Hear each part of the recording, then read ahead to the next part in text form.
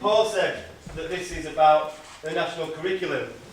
And all I want to say to educators, teachers, etc. is it doesn't have to be that hard. And all we have to do is have the competence and the confidence that Paul talked about. So how can the book be used? Well, I'm just going to deal with the 4 main chapters of the book.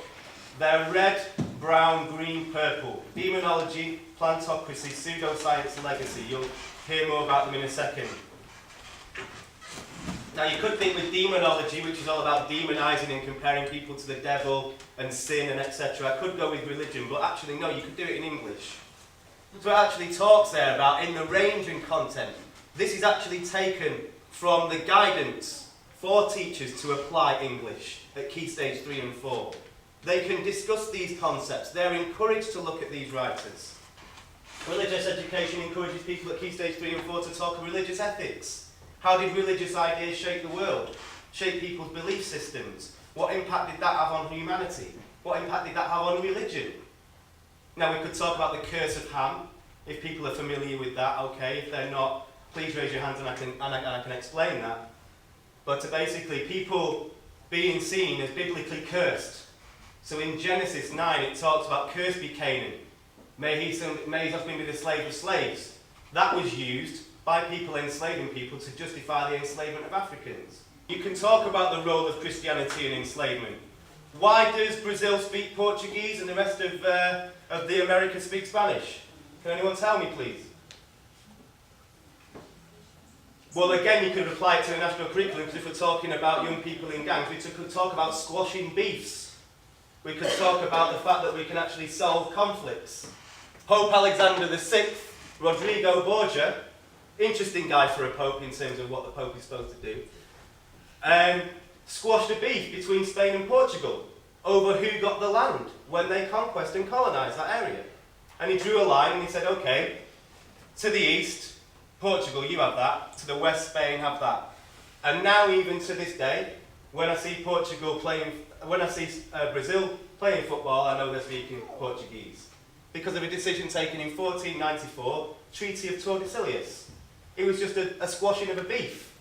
Hitler's women, Hitler's dogs. I'm wondering whether next week I'm going to see Nicky Clark and Vidal Sassoon do Hitler's hair. That's the level of detail we're getting about Hitler. I don't see much about inspiration for where his ideas came from. And again, this can be applied in the national curriculum. You can talk about this stuff. As we do, we talk about World War II. Why not talk about where his ideas came from? We might find that they're actually not that far from here, and actually across the pond in America. Madison Grant, 1916, Passing the Great Race. Inspired a lot of the policies which said that there should be no race mixing in America. Like I said, we could talk about the experience of black footballers, why the monkey chants. Those are some of the key people who have put forward ideas which have contributed to this association between African people and monkeys. Starting with Arnau of Villanova, who's the top left there.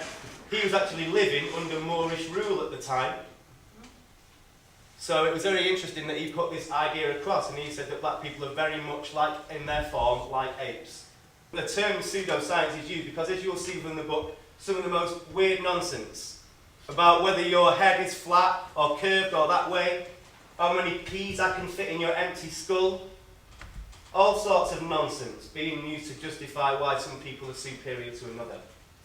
Stuff which, if I actually put across in a scientific experiment now, I'd get failed on at school. But these people were some of the most important luminaries of their time, and I'll mention a couple of them in a second. But that's essentially like John Terry becoming England captain, or Jennifer Hudson getting a Grammy.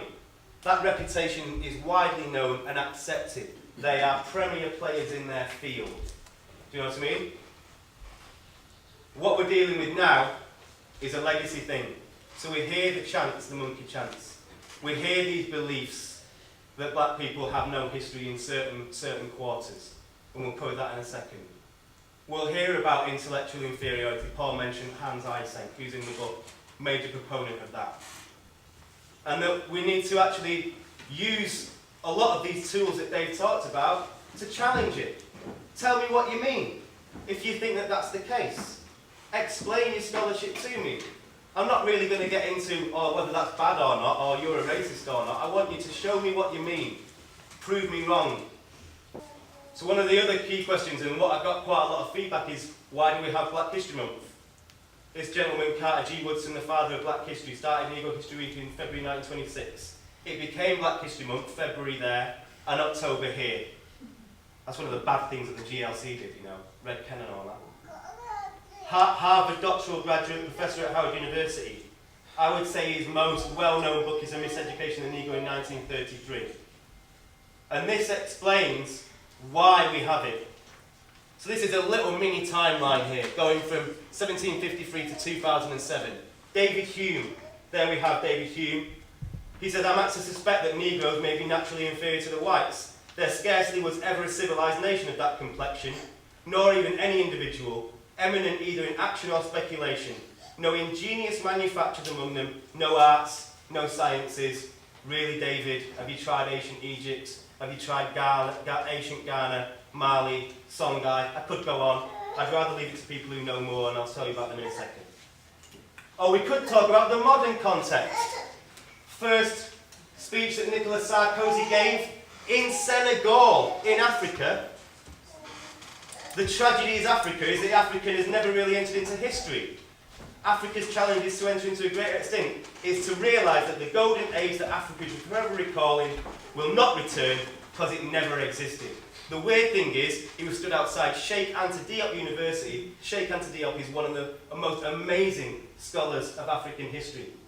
And he thinks that he can go to Senegal and do that. I'm not sure what would happen if people from London went up to Manchester and started talking all sorts of nonsense about Mancunians. But I'm not saying, oh, Nicolas Sarkozy, oh, he's a racist. I'm just saying, what informed Nicolas Sarkozy's ideas? Because as far as I'm aware, he has speechwriters. So this was planned. This was actually taken and considered over time. The weird thing is, in France, you probably get a lot more history and resources in France because of the relationship with Senegal, etc. So that's the weird thing. But he still felt the need to say it. So when people say to me, oh, that was in the past, really, 2007 for me. What we're talking 3 years ago. So why? Well, I just want to talk about something that Paul mentions in something that he has published called The Timeline. And Paul can mention a little bit about that in a second if he wishes. And Paul talks about the Atlantic Age. That's a period in history when a lot of this nonsense starts to come out. It's covered in the plantocracy and pseudoscience chapters and the legacy chapter of my book. And it's basically all of these ideas contributing to why we have Black History Month, because we wouldn't have to have it if it wasn't for so much sabotage and misinformation. If I go to the library, or actually watch the History Channel, or maybe just find out from my history teacher about the rich tapestry of African history and the relationship with European history, and the contributions of people of African heritage to this country, like the fact that we wouldn't have won the Second World War without some people fighting in Burma, for example, then I think we would have a better understanding and maybe we wouldn't need Black History Month. And then the people who think it's all a load of nonsense would get their wish. So yeah, okay, I'll be with them. Let's disestablish Black History Month as long as we can guarantee that we recognise African history as world history, just like we do for Greece, for Rome, for China, for the Indian subcontinent, etc. So I hope that that has given you a short tour of the book and how it applies to national curriculum and answered some of the questions I put on the hook. But we'll talk about questions and answers, and I've probably overran. But Paul didn't. It's your part. We can do it. Paul didn't. You did. Huh? Paul didn't overrun. Oh, is it Paul? No, it's not Paul. He didn't. I was projecting. That's the thing that you'll have to see in racism. It's quite often people will project their own insecurities onto other people. That wasn't planned, but sometimes it just happened. Thank you very much. The contact details are there. Questions?